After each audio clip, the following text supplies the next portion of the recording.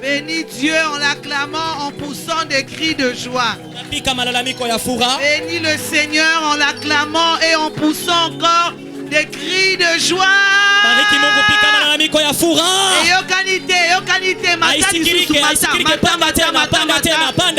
Acclame Jésus. Que Dieu vous bénisse. Nous pouvons nous asseoir pendant quelques minutes. J'ai dit quelques minutes. En réalité, peut-être au cours de 45 minutes. Je suis dans la joie d'être au milieu de vous cet après-midi. Amen, amen. Est-ce que le peuple de Dieu peut encore acclamer le Seigneur très fort? Que Dieu vous bénisse. Vous qui êtes présents en ce lieu, malgré la pluie, malgré les embouteillages, tu es là. Tu peux sembler une minorité, mais c'est avec la minorité que Dieu travaille. Parce que c'est dans la minorité que Dieu trouve la disponibilité du cœur. Dans la majorité, dans la foule, il n'y a pas de disponibilité. C'est l'ambiance. C'est ce qu'on appelle en lingala loyenge. Dans la minorité, c'est là où on voit ceux qui cherchent Dieu. Comme Marie est allée voir le tombeau de Jésus, parce qu'elle avait retenu la promesse. Elle avait retenu ce que Dieu avait dit. Au troisième jour, le Fils de l'homme sera ressuscité. Et cette minorité, cette femme, elle était seule. Elle est allée voir. Elle a réellement crié et annoncé que Jésus était ressuscité. Laisse-moi te dire cet après-midi, c'est toi la Marie d'aujourd'hui. C'est toi la Marie d'aujourd'hui. Tu es venu en minorité. Certains sont restés à la maison, mais toi tu es là. Tu vas rentrer avec la bonne nouvelle. Tu vas rentrer avec la bonne nouvelle dans ta famille, dans ta maison, dans ton ministère, dans tes projets, et tout ce que tu entreprendras ira de l'avant. Si tu crois, tu acclames le Seigneur très fort. Je bénis le Seigneur pour ses privilèges qu'il m'a donné au travers le ministère des vrais adorateurs que dirige le prophète Chile et toute son équipe. Est-ce que son équipe est là cet après-midi? Est-ce que vous pouvez vous tenir debout? L'équipe qui travaille avec le prophète. Nous acclamons le Seigneur. Que Dieu vous bénisse abondamment. Vous pouvez vous asseoir. J'ai un message pour vous. Je le dirai tout à l'heure. Et nous sommes ici à Lubumbashi parce que Dieu a permis au travers de ce ministère que nous puissions être là. C'est seulement une journée. Ça a commencé depuis hier. Et le Seigneur s'est manifesté puissamment. Et toi qui es venu encore aujourd'hui, que Dieu te bénisse. Merci à la grande communauté du ministère chrétien du combat spirituel de Lubumbashi qui est venu nous soutenir cet après-midi. Que Dieu bénisse toutes les mamans. De la CFMC, que Dieu vous bénisse. La JCC, que Dieu vous bénisse. Les missionnaires de la JCC, que Dieu vous bénisse. Les responsables des encadreurs, que Dieu vous bénisse. Tout le peuple de Dieu qui a reçu la nouvelle, qui s'est présenté en ce lieu, que Dieu te bénisse. Et je bénis encore le Seigneur une fois de plus. Comme le prophète Chile a su le dire, je ne suis pas venu seul. Je suis venu accompagné. Et je suis venu bien accompagné. C'est bien d'être accompagné, mais c'est mieux d'être bien accompagné. Tu peux être accompagné de Jézabel. Tu peux être accompagné des sirènes. Tu peux être accompagné des sorciers. Tu peux être accompagné des missionnaires des ténèbres qui ont une mission dans un futur proche, soit dans un futur lointain.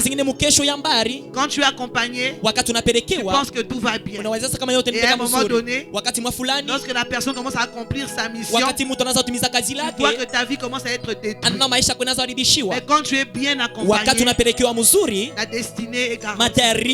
Quand tu es bien accompagné, l'avenir est garanti. Je bénis le Seigneur pour la vie de mon mari. Que Dieu le bénisse abondamment. J'aimerais qu'il vienne, qu'il dise au moins un mot au peuple de Dieu. Qu'il vienne saluer le peuple de Dieu. Qu'il vienne au moins dire un mot au peuple de Dieu ici présent. Est-ce que nous sommes dans la joie de le recevoir? Je vais te lire sous ma peau.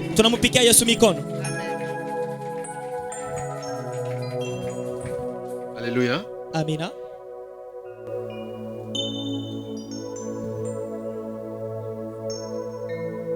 Bon, je vais essayer de parler en français.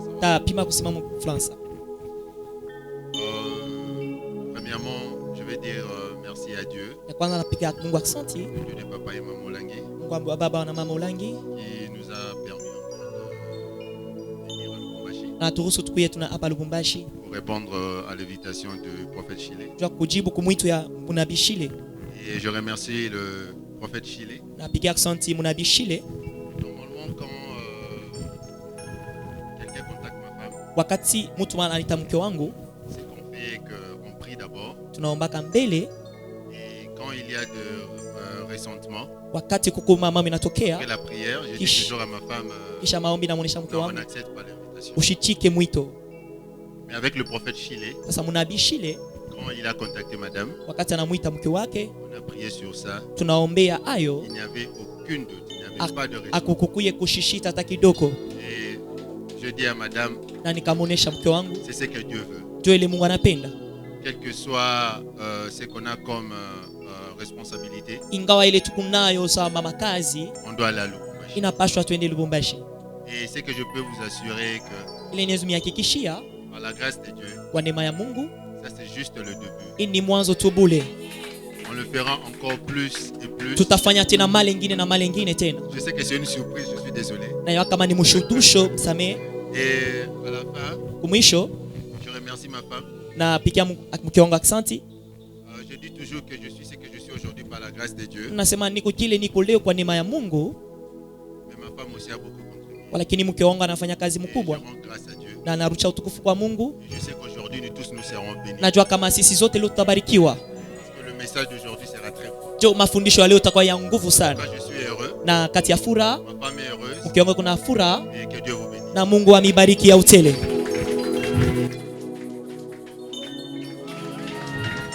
Amen, amen, amen. Amina. Que Dieu bénisse. Nous sommes en direct. Tous ceux qui nous suivent dans le monde entier. Que Dieu vous bénisse abondamment. Serrez vos ceintures. Parce que Dieu va encore nous parler ce soir. Amen, amen. Amina. Alors je disais, j'aimerais encore remercier avec mon mari ensemble le prophète Chile. Comme il a dit tantôt, la période où il avait commencé son ministère, c'était aussi la même période où j'ai commencé aussi mon ministère.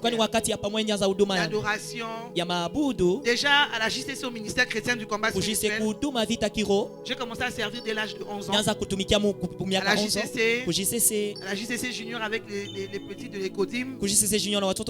J'étais déjà j'ai encadré, j'ai dirigé.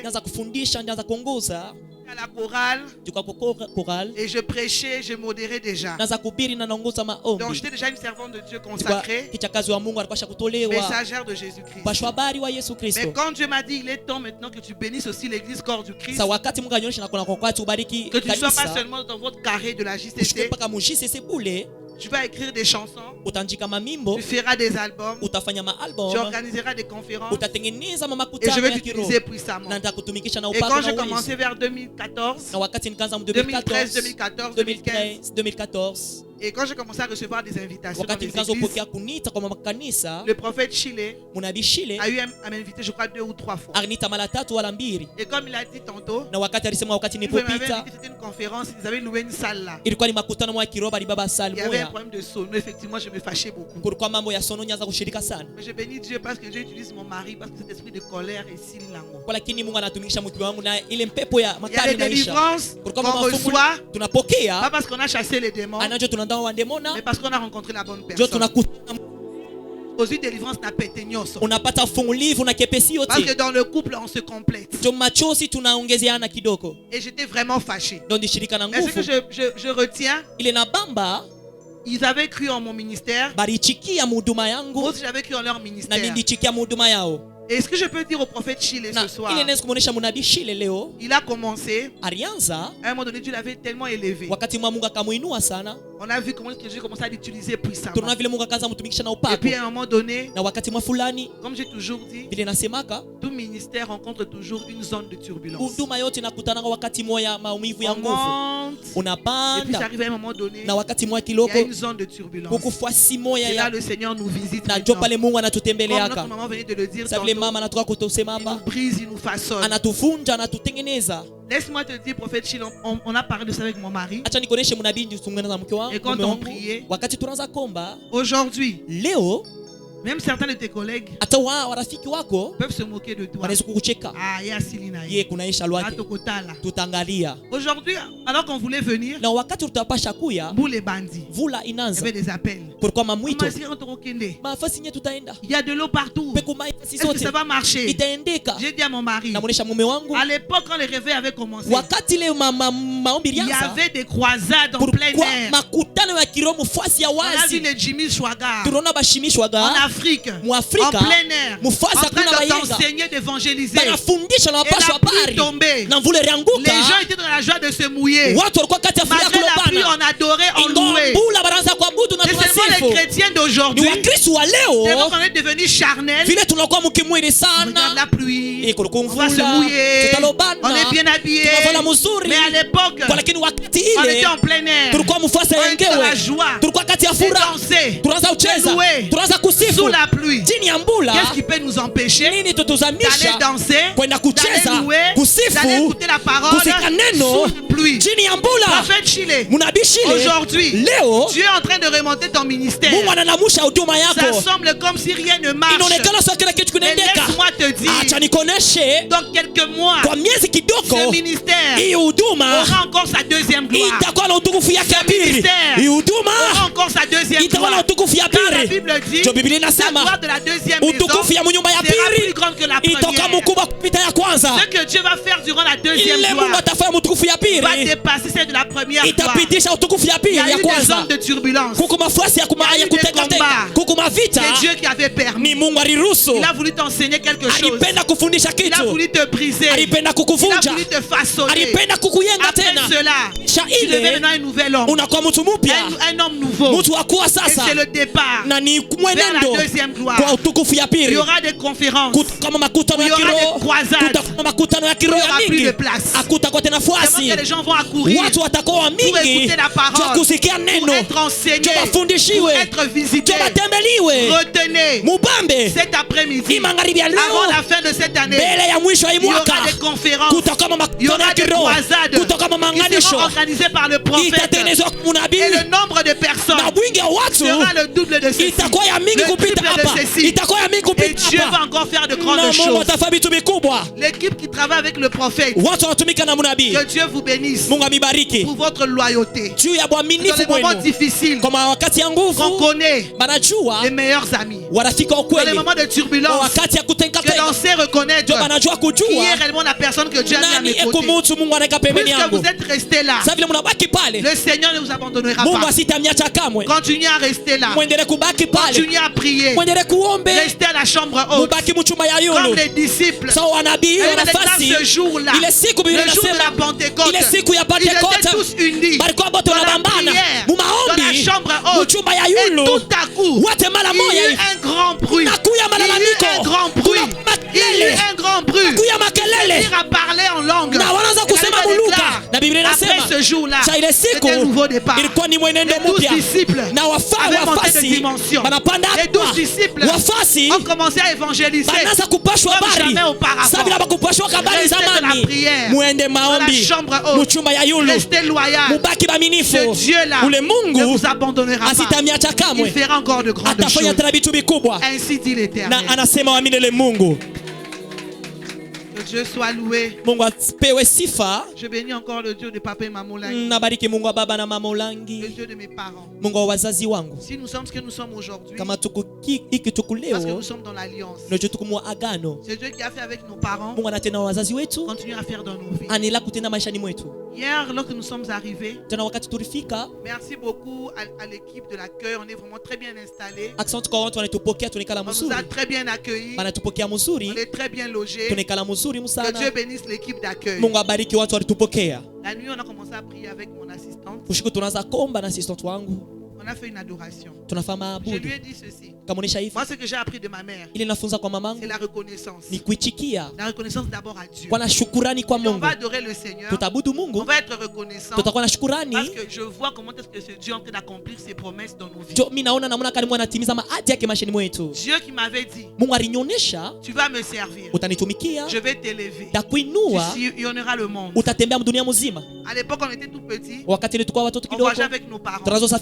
Quand ils étaient invités dans les différentes conférences, aux États-Unis, en Europe, en Afrique, on voyageait avec eux. On voyait comment on les accueillait. On voyait comment ils étaient bien logés, bien installés. Et Dieu me disait toujours, je ferai aussi de même avec toi. Je ferai même plus que cela. Alors hier, j'ai dit à la sœur, on va adorer Dieu. Parce que ce n'est que le début. Il a commencé à accomplir ce qu'il avait promis.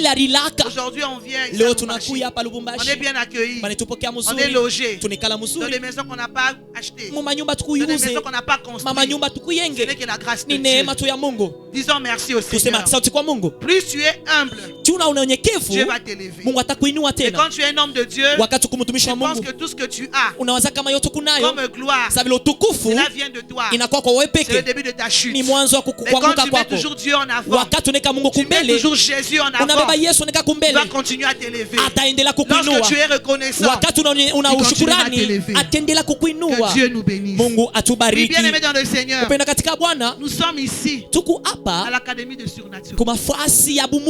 Dès que le prophète Chile a su l'annoncer, l'académie de surnaturel, notre thème, vivre le royaume des cieux sur la terre. Je bénis Dieu parce que même lorsque les gens sont agités, c'est ce que Dieu est en train de faire dans ce ministère en ce lieu. Nous fermons les oreilles, mais nous fixons notre regard vers Dieu. Parce que il est temps que les vrais serviteurs de Dieu montent et démontrent la puissance de Dieu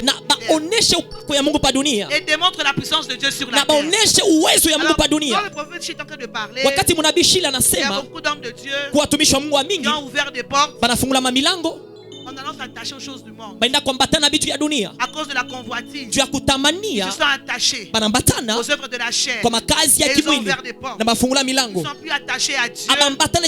Ils sont attachés à des institutions dont je tais le nom. Et ce genre d'institution est une porte vers les ténèbres. Il n'y a pas le vrai Dieu dedans. C'est la fausseté. Pourquoi? Les gens pensent que le surnaturel dans le monde. Et le surnaturel, c'est en Christ. Quand tu marches en esprit, en vérité, quand tu marches en vérité, tu deviens l'ambassadeur de Christ sur la terre. Tu deviens Christ sur la terre. Tu représentes Christ sur la terre. Et quand tu représentes Christ sur la terre, tu es plus que les occultistes. Tu es plus que les magiciens. Tu es plus que la magie. Tu es plus que les marabouts. Arrêtons de nous tromper. Jésus-Christ est au-dessus de tout. Jésus-Christ est au-dessus de tout. Plus tu t'attaches à Dieu, tu vivras le surnaturel. Bien aimé, laissez-moi vous introduire ce message avec un petit témoignage. Quand maman commençait le ministère, il y avait tellement la gloire, mais il y avait aussi tellement de combats avec des hommes de Dieu jaloux. Il y avait des attaques de partout. Il y avait des sorciers qui venaient même comme ça à l'église. Des missionnaires qui venaient pour lancer des flèches. Alors une fois je me rappelle, on était tout petit à la maison. On revenait de l'école. On était à la maison. Et vers 17h, 18h, maman revenait de prêcher au parc. Elle revient à la maison. Avant qu'elle n'arrive, il y a une dame qui arrive à la maison. Elle a commencé à crier. Je suis venu voir maman lundi. Je suis venu voir maman lundi. Je ne sortirai pas d'ici si je ne la rencontre pas. Et à l'époque, on vivait avec certaines intercesseurs à la maison. Alors il y avait une grande générale dans le Seigneur qui est missionnaire aujourd'hui en Afrique du Sud. Alors elle dit, maman, il n'y a pas de problème. Arrêtez de vous agiter. Prenez place. On a servi à boire. On a prié. Alors quand maman arrive, maman descend de la voiture. À l'époque où nous vivions, il y avait une marche avant de rentrer dans la porte d'entrée du salon. Et maman qui monte les marches. Et lorsqu'elle arrive devant la porte, elle entend du bruit. La dame, quand elle a entendu que maman était là, elle a couru rapidement pour venir vers maman. Donc elle était de la sorcellerie consciente. Elle avait une mission pour attaquer maman comme ça, pour tuer maman comme ça. Alors quand maman retourne, elle avait les marches, cette dame était en bas. Dès qu'elle a vu maman, au lieu de voir maman, elle a vu une lumière. Il a vu une lumière qui sortait de maman. Et quand cette lumière lui a frappé sur place, elle a eu la folie. Elle a commencé à parler. Elle a commencé à lever les armes. C'est ça le surnaturel. Bien aimé, quand tu es dans la présence de Dieu, quand tu fais ce que Dieu te demande de faire, il n'y a pas la magie, il n'y a pas l'occultisme. Tu es dans le surnaturel.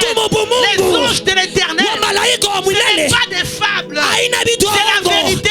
Quand la Bible dit, les anges de l'éternel opérant autour des enfants de Dieu, ce ne sont pas des histoires, c'est la vérité. Quand la Bible dit, les faits de ses serviteurs, les flammes de feu, ce ne sont pas des histoires, c'est la vérité.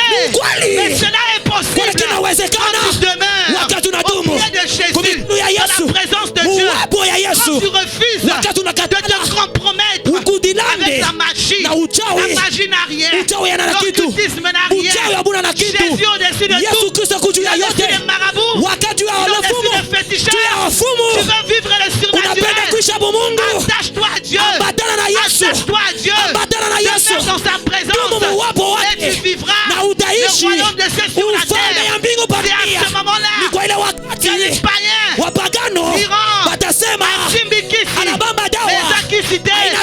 le Dieu tout-puissant, le maître de temps et des circonstances, celui qui dit un mot et la chose s'accomplit.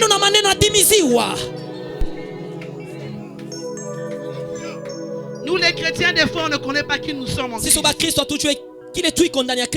va lire la parole de Dieu. En tout cas, je prie que Dieu nous donne le temps pour que nous puissions finir cet enseignement. Ésaïe 55, verset 8 à 9. Ésaïe 55, 8 mpaka 9. J'espère qu'il y a une personne qui va lire la parole de Dieu. Dans l'équipe des hommes de Dieu qui sont là. Une autre personne va préparer Jean 15, verset 19. Jean 15. Le premier passage, Ésaïe 55, verset 8 à 9. Ésaïe 55, verset 8 mpaka 9. Le deuxième, Jean 15, verset 19. Il y a Pierre Jean 15, verset 19. Le troisième, il y a Tatu. C'est un peu long. Et comme on l'est fou, on va essayer de couper ça, mais on va écrire Matthieu chapitre 3, le verset 1 à 10. Matthieu 3, 1 à 10. Et pour finir, Philippiens 3, verset 17. Philippiens 3, verset 17. Moi, j'aime bien donner les écritures aux enfants de Dieu. Parce que beaucoup de chrétiens sont paresseux. Pour aller méditer. Moi, je ne suis pas le genre de serviteur, servant de Dieu. Quand tu prends le micro, tu commences à beaucoup parler. Il n'y a pas de verset biblique. Ce qui nous réunit ici, c'est la parole de Dieu. Ce n'est pas les histoires. Ce n'est pas les fables. Ce n'est pas la comédie. C'est la parole de Dieu. Nous allons lire. Ésaïe 55, 8 à 9.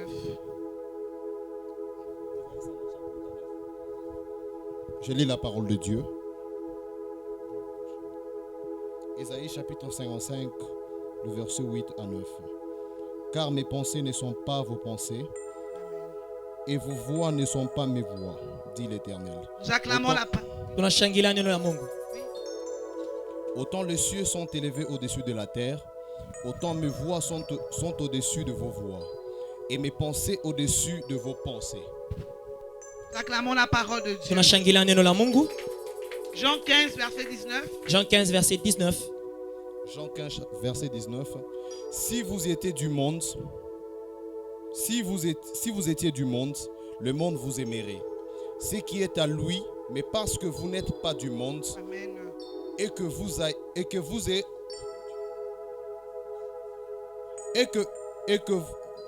si vous étiez du monde, le monde vous aimerait. Ce qui est... Nous lisons Jean chapitre 15. Ça va. Jean chapitre 15, le verset 19.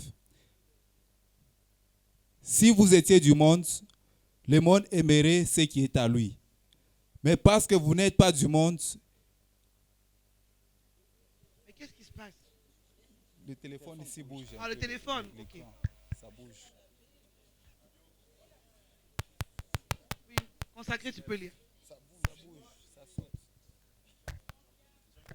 Je lis la parole de Dieu dans Jean 15, 19. Si vous étiez du monde, le monde aimerait ce qui est à lui. Mais parce que vous n'êtes pas du monde,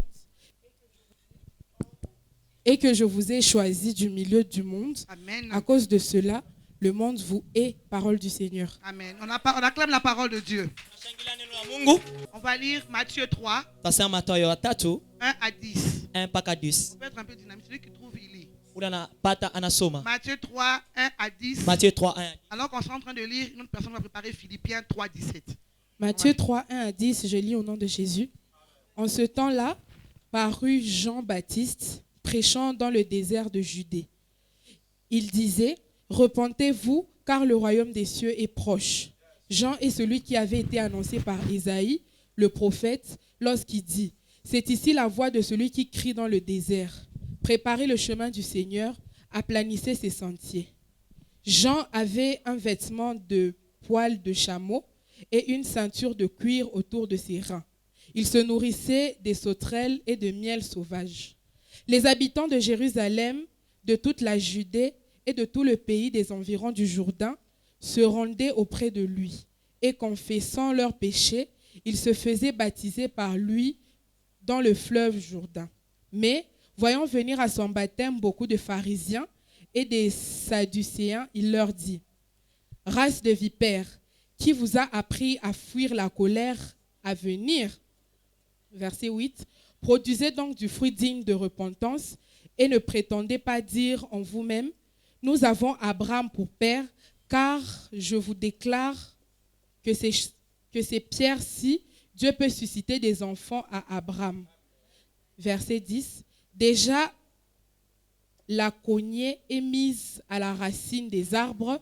Tout arbre donc qui ne produit pas de bons fruits sera coupé et jeté au feu. » Amen. Parole du Seigneur. Nous acclamons la parole de Dieu. Et le dernier passage, Philippiens 3, verset 17. Philippiens chapitre 3, verset 17, nous lisons au nom de Jésus-Christ. Amen. Soyez tous mes imitateurs, frères, et portez les regards sur ceux qui marchent selon le modèle que vous avez en nous, la parole du Seigneur. Amen. Nous acclamons la parole de Dieu. Bien-aimés dans le Seigneur, notre thème, vivre le royaume des cieux sur la terre. C'est quoi le royaume? Le royaume, on peut le prendre comme synonyme un pays, un village, une nation, une ville. C'est un peu ça le royaume. Et en tant qu'enfant de Dieu, nous connaissons tous qu'il y a le royaume de Dieu, qui est le royaume des cieux. Il y a le royaume de la qui est dirigé par Satan. Alors, quand on parle du royaume, qu'est-ce qu'on sous-entend? Dans un royaume, le royaume est caractérisé par un peuple, par une nation, qui a une façon de faire, une façon de parler, une façon de réfléchir. Bref, c'est quoi la mentalité? C'est un état d'esprit.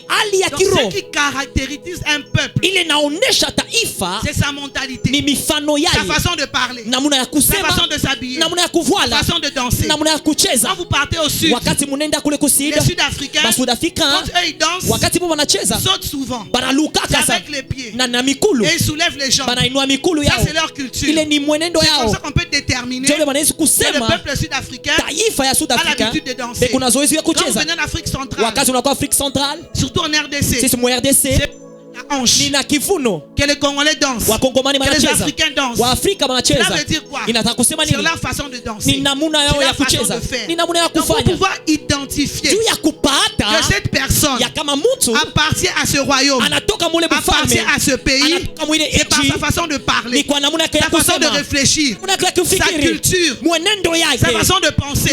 Bref, sa mentalité détermine que celui-là, c'est un Congolais. Quand tu vas à Paris, les Congolais, ils aiment bien s'habiller. Ce sont des sapeurs. Tu peux marcher en cours de route. Il y a beaucoup de noirs, beaucoup de blancs. Il faut que tu vois un garçon qui est bien habillé.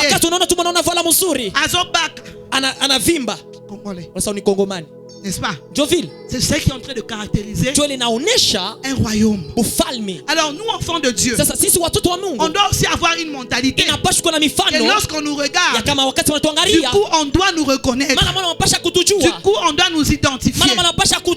C'est comme ça qu'on peut faire la différence entre ceux qui servent le Seigneur, entre ceux qui sont des chrétiens et ceux qui sont des païens. Parce que dans le royaume des cieux, il y a une mentalité, il y a une façon de parler, une façon de faire, il y a un comportement à adopter. C'est ça le royaume. C'est pourquoi on vient de lire dans Ésaïe chapitre 55 8 à 9.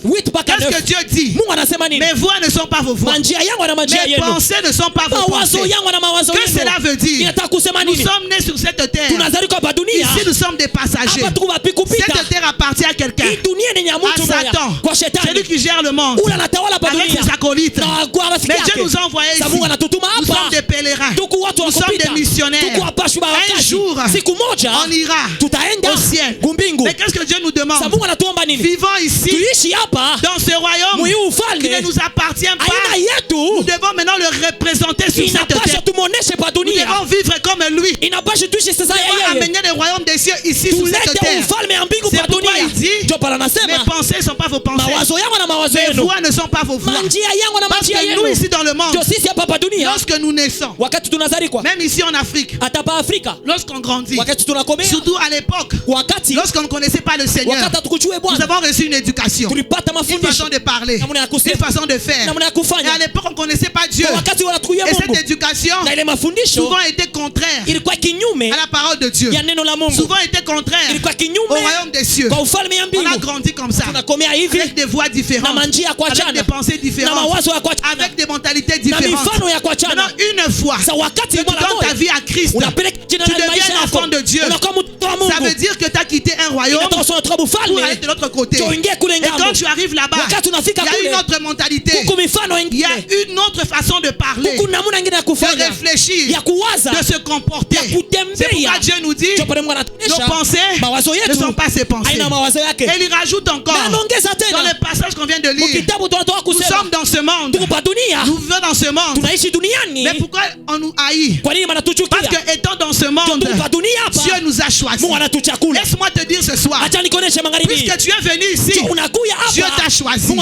Parce que ce soir, il va te transmettre la mentalité du royaume. Ce soir, il va te transférer les pensées du royaume. Ce soir, il va te transférer les voix du royaume. Dieu t'a choisi. Comme on venait de lire, vous êtes dans ce monde, mais Dieu vous a choisi dans ce même monde-là, où il y a la sorcellerie, où il y a l'impudicité, où il y a l'occultisme, où il y a la magie, où il y a les œuvres des ténèbres. Dans ce même monde-là, Dieu est venu, il a regardé, et il ne s'est Lubumbashi, malgré ce monde de ténèbres, malgré la famille d'où elle vient, où les gens ne connaissent pas le Seigneur, moi je la choisis, je la sors de là, parce que je vais changer sa mentalité, je vais travailler sur elle, et elle à son tour, son histoire va changer, elle va rayonner, elle va briller, et quand elle commencera à vivre le surnaturel, elle va le transférer, et dans sa famille, dans son quartier, dans son travail, ceux qui ne connaissaient pas le Seigneur, au travers d'elle, donneront leur vie à Christ. C'est ce qui se passe. Dieu t'a choisi, bien-aimé, dans cette famille-là où tout va mal, dans cette avenue-là, dans ce quartier-là où on dit n'importe quoi sur les filles. Dieu te prend. Parce qu'il veut te distinguer.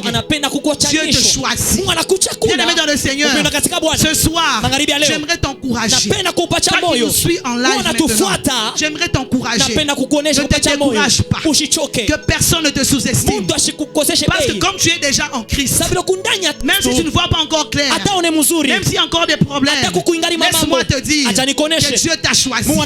Malgré les problèmes, malgré ta situation difficile, malgré d'où tu viens, Dieu te connaît. Il t'a choisi. Dans ce monde-là compliqué, qui n'appartient pas à Dieu, Dieu t'a choisi pour faire de toi un enfant de Dieu, pour faire de toi un ambassadeur, une ambassadrice du royaume des cieux sur la terre. Et quand il va commencer à travailler sur toi, de transférer la mentalité du ciel, tu seras un modèle, tu seras une étoile. Tellement que tu vas prier, tu attireras le monde vers toi et le monde parlera de toi. Si c'est toi, tu vas crier Amen. C'est ce qui se passe.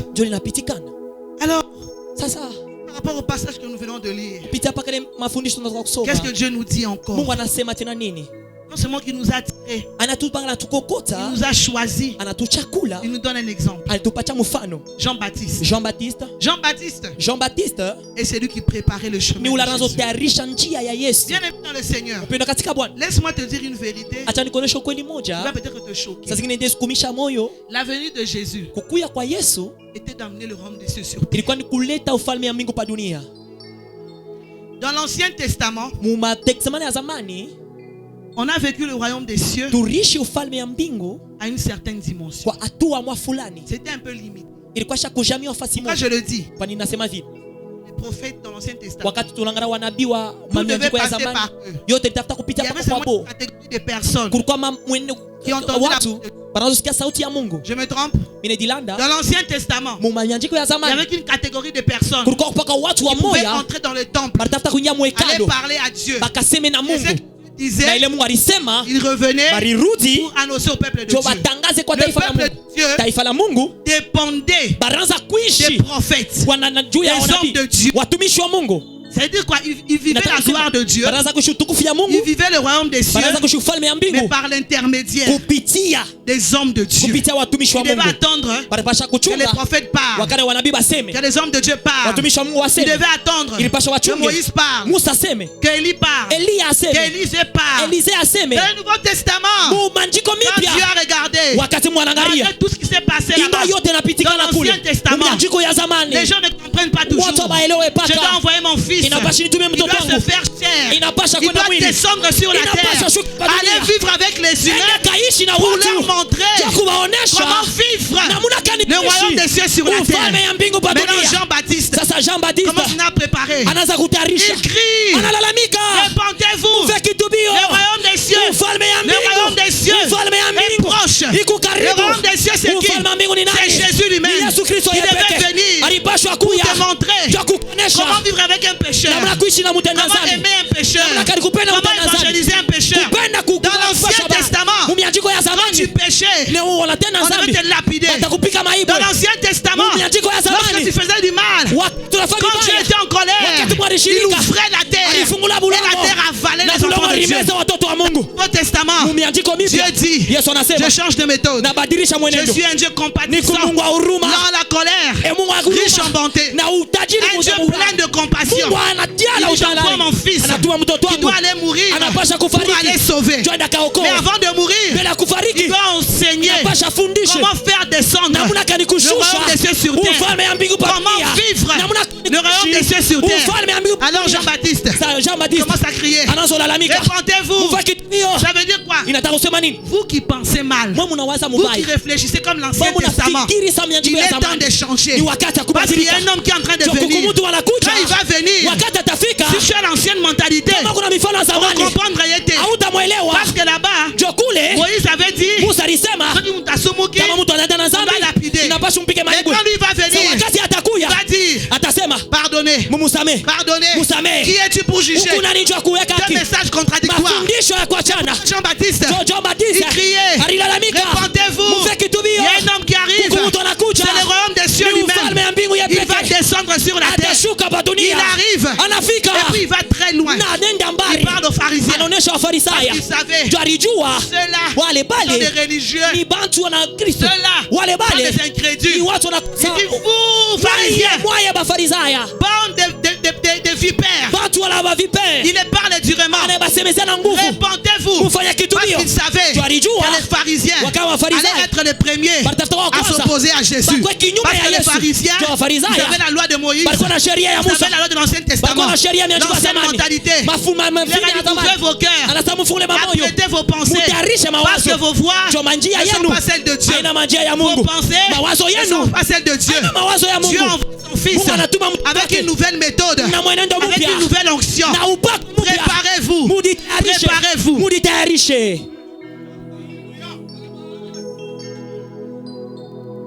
C'est ce que Jean-Baptiste a fait. Il préparait. Répondez-vous. Répondez-vous veut dire quoi? Changer de mentalité. Changer de mentalité. La repentance c'est quoi? Venir ici commencer à crier. Seigneur pardonne-moi. Bon. La repentance a beaucoup d'étapes. La première étape, confesser les péchés. Fini de confesser, tu demandes pardon à Dieu. Et tu prends la décision de ne plus y revenir. En même temps, c'est le changement de style de vie.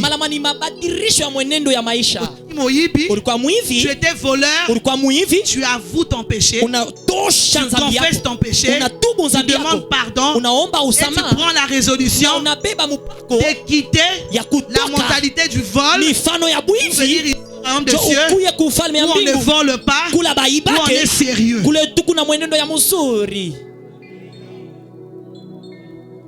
Et Jean-Baptiste a commencé à préparer l'amour. Toi tu as compassion. C'est ça vivre le royaume de Dieu. C'est représenter Christ sur la terre avec ou par la mentalité du royaume de Dieu, afin d'être différent, afin d'être distingué. Autrement je dirais afin de vivre le surnaturel. Et c'est quoi le surnaturel? C'est quoi le surnaturel? Il y a plusieurs exemples. Le premier exemple que je vais donner, la dimension, Jésus. Vous m'entendez? Voilà. La première dimension du surnaturel qui fait que quand on te regarde, on voit Christ en toi. C'est quand tu dégages les fruits de l'esprit. Les gens pensent que quand on parle du surnaturel, je vais venir à beaucoup d'exemples. Il a dominé sur nos ennemis, opérer des miracles, toutes ces choses. Être un donneur de solutions, tout ça, c'est le surnaturel. Mais la première dimension du surnaturel, avant d'opérer les miracles, avant de parler en langue, avant de donner des solutions aux autres, avant d'être un porteur de solutions, avant de parler en langue, avant de prier de 8h à 20h, tout ça c'est le surnaturel. Avant tout ça, la première dimension, c'est d'avoir l'esprit. Les gens pensent que le surnaturel, c'est quand on viendra ici à la conférence. Quand je vais faire comme ça, les gens vont tomber. Non. Après, ce qui va faire de toi un surnaturel différent, où les gens attendent que tu puisses haïr tes ennemis. Toi tu pardonnes et tu pries pour eux. Parce que c'est pas facile de pardonner les ennemis et de prier pour eux. Il y a beaucoup beaucoup de domaines de surnaturel. Mais la première dimension, c'est vivre d'abord avec les fruits de l'esprit. C'est le plus grand miracle. Alors que les gens attendent la vengeance pour tes ennemis, les gens sont surpris. Oh. Il a pardonné. Oui. Réellement, tu représentes Christ sur la terre. Parce que Christ a pardonné. Christ, il a eu compassion.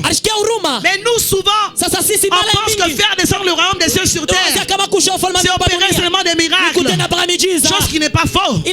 Parce que même Jésus, avant de partir, qu'est-ce qu'il avait dit? Vous recevrez une puissance. Vous recevrez une puissance. C'était une promesse. Il a dit le Saint-Esprit descendra sur vous. Vous serez mes témoins en Galilée jusqu'aux extrémités de la terre. Il a même dit, vous ferez des miracles plus que ce que moi j'ai fait. C'est le surnaturel. Mais avant d'arriver là-bas, moi je préfère être une servante de Dieu qui vit d'abord avec les fruits de l'esprit, qui sait pardonner, qui a les fruits de l'esprit, au lieu seulement d'être une servante de Dieu qui parle en langue, qui dégage la puissance, qui fait tomber les gens. Et quand je descends de ma chair, c'est les œuvres de la chair. Le prophète Shila a dit, beaucoup d'hommes de Dieu ne se sont pas séparés de la chair. Ils se sont seulement attachés au surnaturel.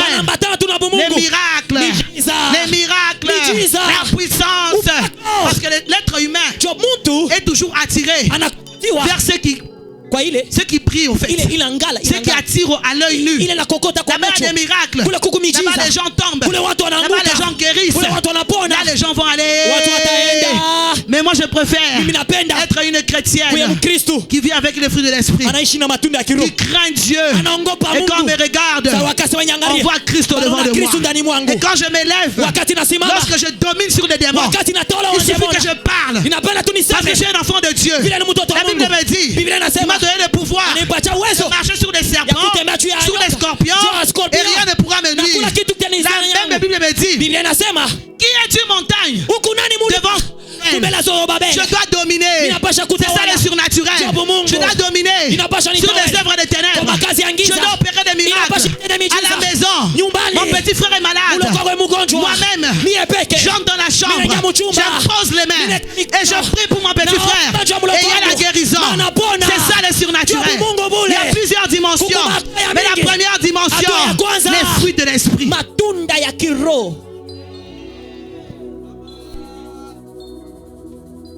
Et le dernier point, comment vivre le royaume des cieux sur la terre? Le premier point, est-ce que j'ai dit? Bien-aimé dans le Seigneur, le contraire des fruits de l'esprit, c'est les œuvres de la chair. Il y a beaucoup d'enfants de Dieu qui ont fait 15 ans en tant qu'enfants de Dieu, 18 ans en tant qu'enfants de Dieu. D'autres sont devenus des serviteurs, certains des servants de Dieu. Mais quand on regarde leur vie, quand on regarde leur intimité avec Christ,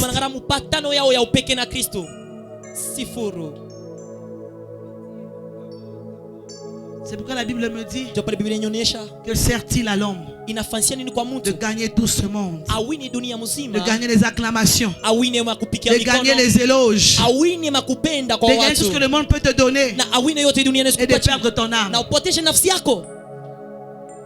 Au dernier jour, quand ce sera ton temps pour aller te reposer, pour que tu ailles soit au ciel ou en enfer, un seul passeport. C'est la vie éternelle. Pour la vie éternelle, ton âme doit être traitée, doit être changée. Et pour que ton âme soit traitée, tu dois te séparer des œuvres de la chair. Tu peux bien prêcher. Tu diras à ton Dieu, moi j'ai prêché, j'ai gagné 1000 âmes, j'ai gagné 2000 âmes. Dieu dira, c'est très bien, bravo. Mais quelle était ta relation entre moi et toi?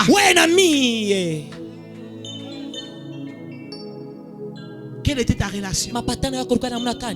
Enfant de Dieu, colérique. Enfant de Dieu, impudicité. Les gens se... Il dit qu'aujourd'hui, le nom de Dieu dans les milieux païens. Oh my God. Quelle honte. Il y a des fois quand tu rentres sur les réseaux sociaux, tu as envie de sortir directement. Il y a tellement de bêtises là-bas. Tu rentres là-bas, on parle toujours mal des chrétiens. On parle toujours mal des serviteurs de Dieu. Je prie ce soir pour qu'en RDC, comme le prophète l'a annoncé, qu'il y ait une nouvelle génération des hommes de Dieu, des femmes de Dieu qui vont faire la repentance sincère, qui vont abandonner les œuvres de la chair pour s'attacher à Jésus,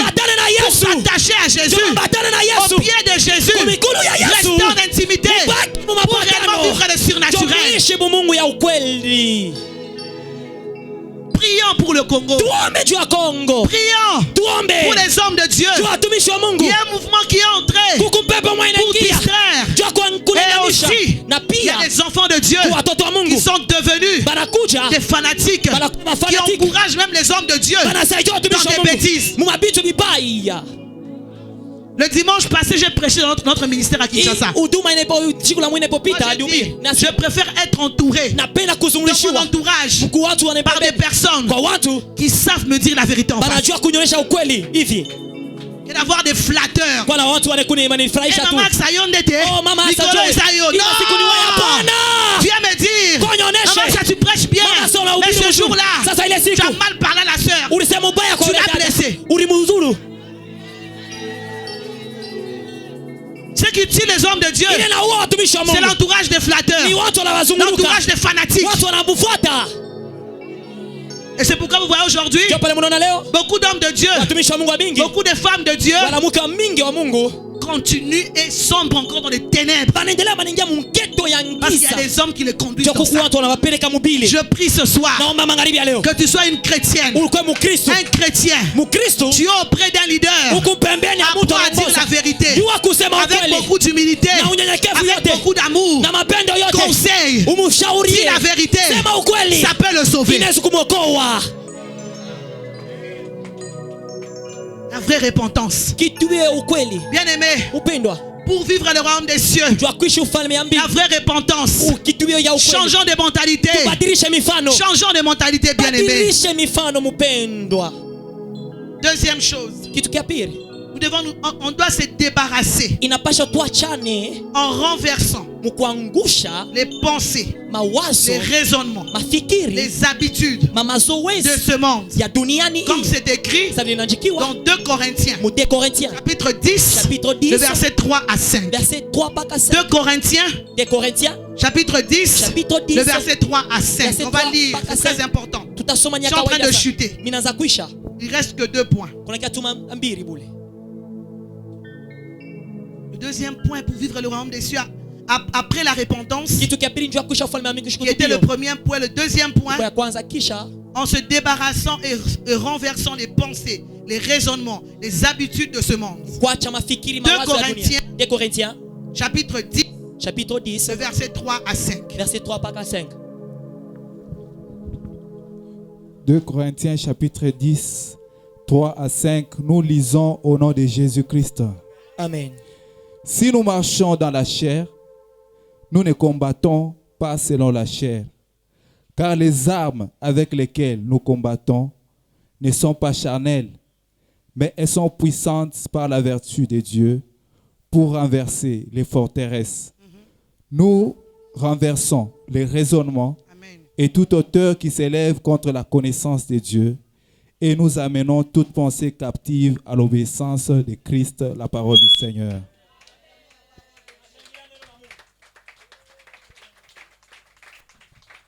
Amen, amen. Comme je disais, le deuxième point, ça c'est le domaine du combat spirituel. Il y a des combattants ici, n'est-ce pas? Il y a des combattantes ici, n'est-ce pas? C'est l'école d'où nous venons. Bien aimés dans le Seigneur, avant de connaître Christ, chacun d'entre nous vient d'une école, vient d'une famille, vient d'un village, vient d'un environnement où on nous a montré comment parler, comment mal parler aux gens, où on nous a montré, il y a même des tribus où on te dit ceux qui ont moninga eko tumbula yo kotika ete yo pe beta en retour. On a grandi comme ça. Ça c'est souvent en Équateur. Totier. On a grandi comme ça. On a grandi dans des familles où on a vu que l'inceste c'était bon. On a grandi dans des familles où on a vu que le viol était bon.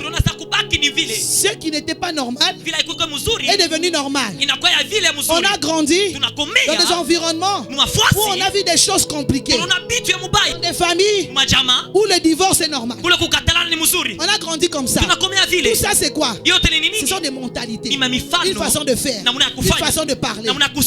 C'est ça qui nous caractérise à l'époque. Maintenant quand tu viens à Christ, si tu veux réellement vivre le royaume des cieux, tu veux réellement être un enfant de Dieu, toutes ces choses-là sont restées dans ta tête. Toutes ces choses-là sont restées en toi. Et ça influence tes comportements. Ça influence tes attitudes. Tout ce que tu fais, ta manière de parler, parce que quelque part, on t'a enseigné quelque chose qui ne venait pas de Dieu. C'était le royaume des ténèbres. Et quand tu viens à Christ, tu dois renverser ces forteresses. Tu dois renverser ces forteresses. Tu dois renverser ces raisonnements-là. En d'autres termes, tu dois faire quoi? Tu dois renverser cette mentalité. Te séparer de cela. Dans la prière, d'abord, il faut constater. Parce qu'il y a des chrétiens qui ne constatent pas. Tu pries, mais tu ne constates pas que quelque part, il y a des attitudes, il y a des comportements que tu as qui t'influencent jusqu'aujourd'hui. Bien que tu as fait 15 ans en tant qu'enfant de Dieu, 20 ans en tant qu'enfant de Dieu, tu es même devenu serviteur, tu es devenu servante. Mais ces choses-là sont encore en toi pour que tu puisses réellement vivre le royaume des cieux, être un enfant de Dieu, digne réellement d'être appelé un enfant de Dieu. Tu dois renverser ces forteresses, tu dois renverser ces raisonnements. Je déclare ce soir, après cette réunion, toutes ces mentalités, toutes ces choses-là seront renversées. Sous les pieds de Jésus, ce qu'on t'avait enseigné est en train de perturber ta foi chrétienne.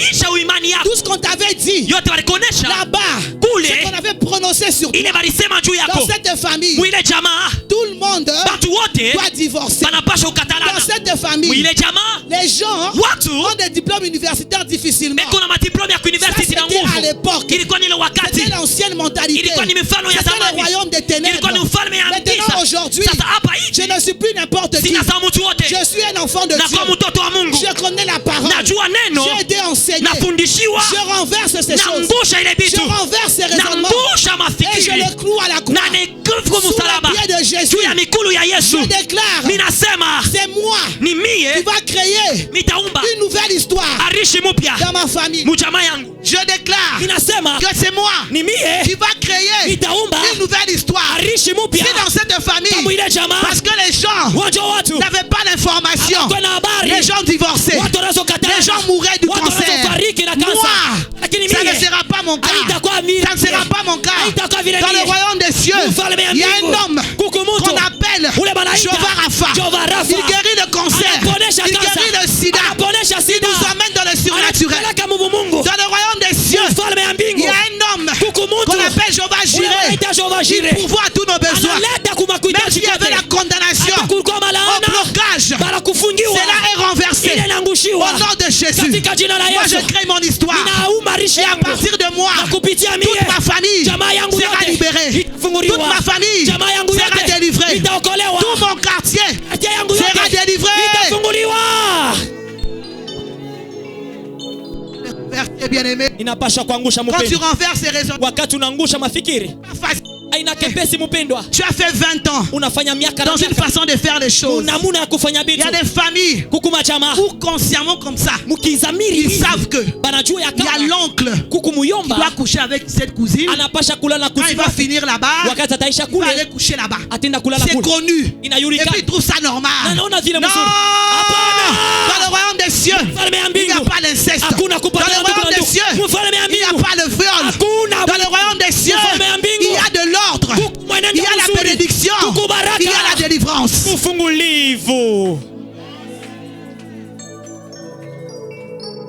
Si tu fais un effort de renverser ces choses et de te décider d'être une personne distinguée, le surnaturel sera pour toi. Le troisième point, pour vivre le royaume des cieux, tu dois prendre soin de t'approvisionner de la connaissance de la mentalité du royaume des cieux. Tu dois prendre soin de t'approvisionner de la connaissance de la mentalité. Et cela n'est possible que par la parole de Dieu. Josué chapitre 1 verset 8. Josué chapitre 1 verset 8. La Bible dit ceci, que ce livre de la loi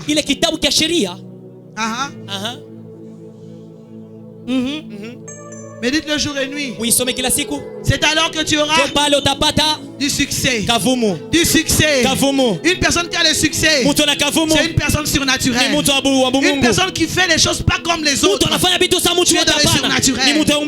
Mais pour que cela soit possible, tu dois lire la parole. Je répète encore, tu dois lire la parole. C'est là où il y a les problèmes avec beaucoup de chrétiens. Les chrétiens veulent des réunions où ils viennent. Prophète Chile, je ne suis pas contre le ministère de prophétie, mais je pense que pour bien prophétiser, la parole. Tu prophétises. Un prophète doit connaître la parole. Sinon tu deviens marabout. Sinon il n'y aura pas de différence entre toi avec ce qu'on appelle les mbikoudi. Je me fais comprendre. Parce que même dans le monde, on appelle des voyants, non? Voilà des médiums, des voyants. Mais ils voient. Même dans la Bible, quand Jésus avait méprisé cette femme, elle criait, cet homme est le fils de Dieu. Quand Jésus l'a regardé, tais-toi, Python. Mais il disait la vérité. Mais c'était le Python qui parlait. Bien aimé dans le Seigneur, tu veux vivre le royaume des cieux sur la terre. Avale la parole. Lis la parole. Achète des livres. Il faut lire, bien aimé. Il faut partir dans des conférences comme celle-ci où on t'enseigne, où tu es informé.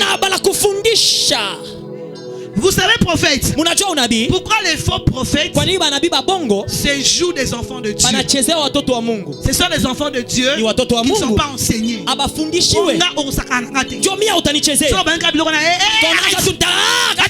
C'est pas Dieu. Un enfant de Dieu qui lit la parole saura faire la différence entre le vrai et le faux. Beaucoup de chrétiens ils font la différence entre le vrai et le faux parce qu'ils ne lisent pas la parole. Ils ne lisent pas la parole.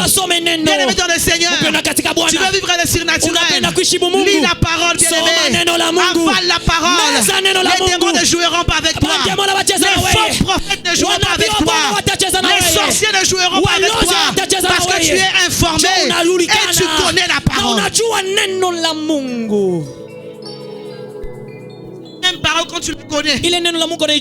Lorsque la tu cries. La Bible me dit, dans le royaume de Dieu, il n'y aura pas de femmes stériles. C'est la même parole. Lorsque l'ennemi t'attaque,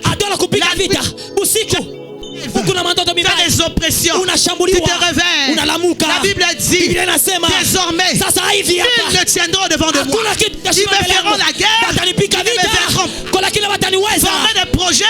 Ils seront anéantis. La Bible me dit ainsi dit l'Éternel.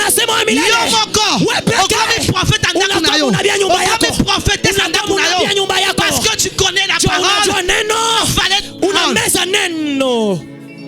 Et quand tu connais la parole, l'ennemi ne peut pas se jouer de toi. Tu vivras le surnaturel. Tu deviens un homme spécial. Tu es distingué. Tu es différent de tout le monde. Et le dernier point, pour vivre le surnaturel, demeurer au pied de Jésus. Demeurez au pied de Jésus. Demeurez au pied de Jésus. Dans la prière, dans la méditation de la parole de Dieu. Psaume 110. 1 à 2. Qu'est-ce que Dieu dit? Assieds-toi à ma droite. Assieds-toi à ma droite. S'asseoir à la droite de Dieu, c'est quoi? Demeurer au pied de Jésus. Dans la prière, quand tu es à la droite du Père, tu ne regardes pas à gauche. Tu écoutes ainsi dit l'Éternel. Jusqu'à ce que je fais de tes ennemis tes marche-pieds. On lit le verset 2 qui suit. Préparez le verset 2. Psaume 110. À partir du premier verset. La Bible dit ceci. Assieds-toi à ma droite. Assieds-toi à ma droite. Bien-aimé dans le Seigneur. Demeure au pied de Jésus. Qu'il vente, qu'il neige. Oh mon clarté. Demeure, bien-aimé. Reste au pied de Jésus. Reste à la droite du Père. Quand tu es à la droite de Dieu, réside sa force. À la droite de Dieu, réside sa puissance. Quand tu es à sa droite, tu écoutes sa voix. Lorsqu'il y a des attaques à gauche, lui à droite ici te dit, ma fille ne craint rien. Je suis là. Je prends soin de toi et de tes enfants. Ça bouge là-bas. Il y a des attaques là-bas. Il y a des flèches là-bas. La vie est faite de haut et de bas. Tu es à la droite du Père. Tu es à la prière. Tu ne manques pas à la prière. Tu vas à la montagne. Tu es au pied de Jésus. Et tu écoutes sa voix. Sa voix apaise ton cœur. Sa voix te donne la paix du cœur. Lis maman. Nous lisons la parole de Dieu dans Psaume 110, le verset 2. L'Éternel étendra de Sion le sceptre de ta puissance. Domine au milieu de tes ennemis. Domine au milieu. Oh mon Dieu. L'Éternel étendra quoi, maman? Le sceptre de sa puissance. Plus tu es à sa droite dans la prière, tu demeures aux choses de Dieu.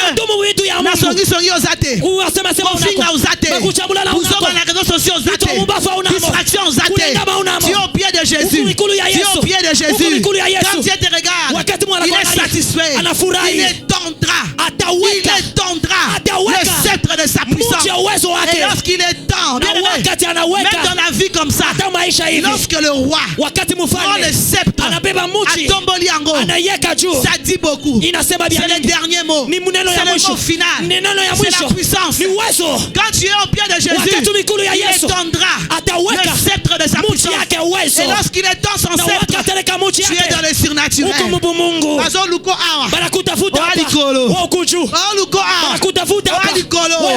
ne pourront pas t'atteindre. La Bible déclare dans Psaume 91, c'est lui qui demeure sous l'abri du Très-Haut.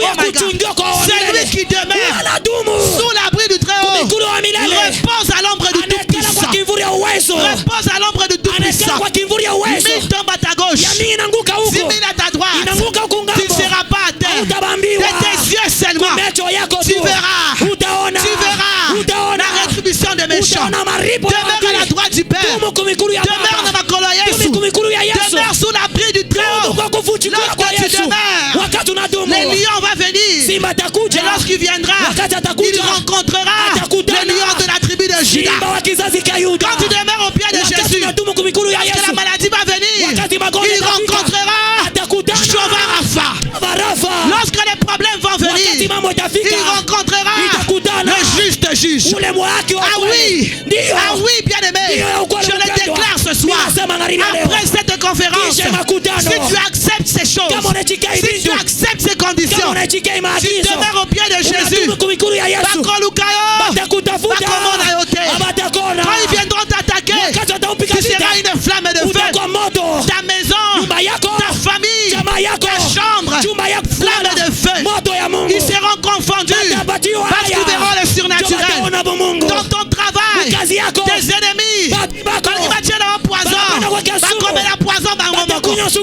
ton travail, ils pourront te bloquer. Mais il y aura une main puissante qui va les forcer à confesser. Et ils seront confondus. Dans tes affaires, tous les jaloux de tes affaires, ils vont vouloir t'attaquer, te déstabiliser. Et moi je te dis ce soir, ils vont rencontrer Zengamambo, Elohim, le Tout-Puissant.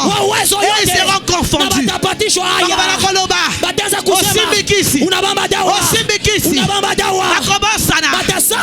un homme qui est au-dessus. Il y a qui signore même dans ton ministère, dans tes affaires, même dans ce ministère ici, les vrais adorateurs, le prophète Chile et son équipe demeurent au pied de Jésus. Ce ministère, vous savez, dans les choses de Dieu, si c'est Balukaka 9, Dieu est le Dieu des temps et des saisons. Il regarde. Anangaria. Pourquoi watu wanatawala? Mimi shikana kuhangaika. Même quand on vient me dire, hata watu wananionyesha. Sister Axa. Mama Axa. Faut faire beaucoup de promotion. Il n'a pas chauffé ma promotion. Faut faire beaucoup de bruit. Il n'a pas fait ma kelele mingi. Les mamans de la CFMC sont là. Oh maman CFMC yuko hapa. Maman nanga sala ba plein. Mama yangu alitia asala publicité te. Ashikufanya publicité. Asala affiche te. Ashikufanya maaffiche. Asala panneau te. Ashikufanya panneau. Elle est parmi les femmes qui ont les plus grandes églises. Wala makanisa mingi. Kwa nini? Les pieds de Jésus. Quand tu es au pied de Jésus, ton ministère produit le surnaturel. Les gens sont touchés. Les gens sont guéris. Bouche à l'oreille. Bouche à l'oreille. Bouche à l'oreille. Le Dieu du prophète Chile, c'est un Dieu puissant. Si tu viens là-bas, tu verras la main de Dieu. Dans témoignage, il y aura des panneaux publicitaires. Dans témoignage, il y aura des publicités.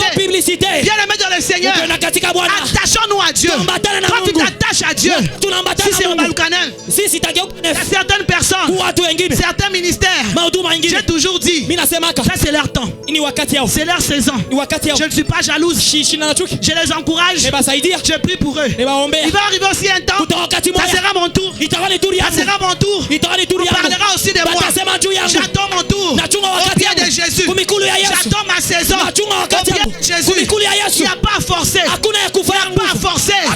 Viens le mettre dans le Seigneur. Attache-toi à Dieu. Attache-toi à Dieu. Attends ta saison. Attends ton époque. Et ce Dieu-là qui te connaît, va t'amener dans ta destinée. Et tu vivras le surnaturel. Tu seras grand. On parlera de toi. Tu vas impacter ta génération, ton entourage, ta famille. Comme notre maman témoignait. Elle est restée au pied de Jésus. Dieu a changé son histoire. Elle est devenue une référence. Elle est devenue une référence. Toi aussi, tu seras une référence. Toi aussi, tu seras une référence. Accroche-toi à Dieu. Si tu le crois, élève ta voix, élève tes mains. Commence à parler à Dieu. Commence à déclarer. Dis Seigneur, merci pour cette parole qui est venue me sortir des ténèbres. Merci pour cette parole qui a enlevé l'aveuglement. Merci pour cette parole qui est venue changer ma vie. Élève ta voix. Commence à prier. Commence à prier. Commence à déclarer. Jésus. Jésus. Jésus. Jésus. Jésus.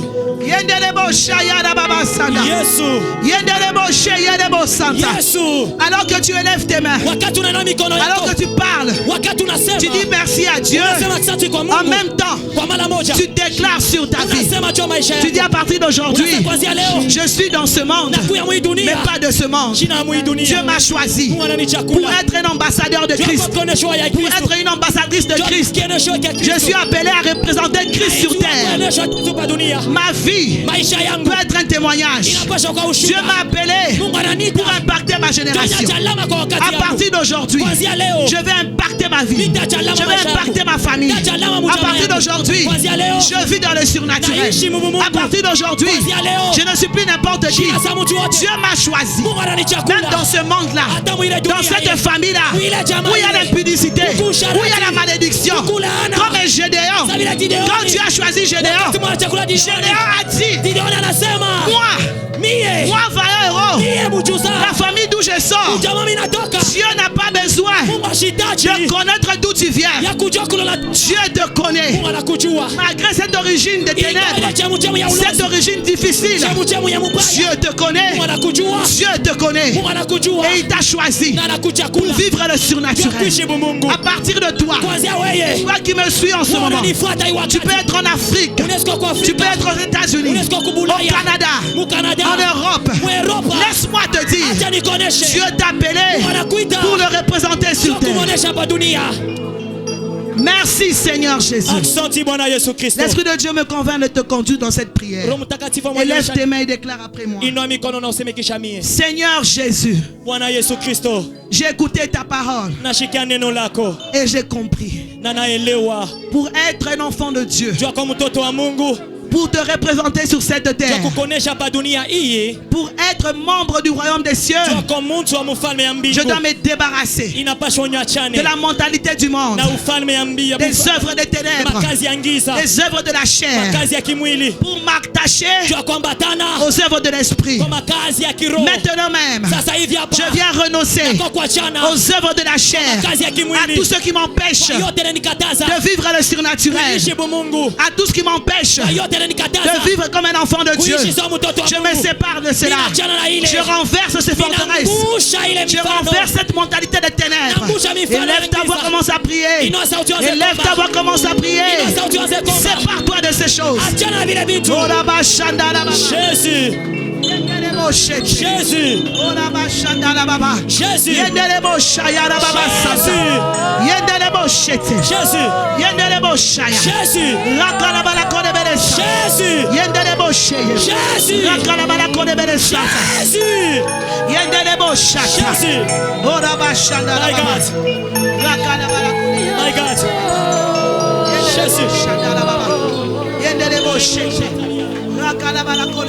Jésus. Nous nous séparons des choses. Nous nous séparons de toutes ces choses. Toutes ces œuvres de la chair, les œuvres des ténèbres qui nous empêchent de représenter Christ sur la terre. Nous nous séparons de ces choses. Nous nous séparons de ces choses. Et nous renversons ces pensées des ténèbres. Nous renversons cette mentalité des ténèbres. Car aujourd'hui, nous avons compris que nous appartenons à Christ et que nous devons vivre comme un Christ sur la terre. Que nous devons représenter Christ sur la terre.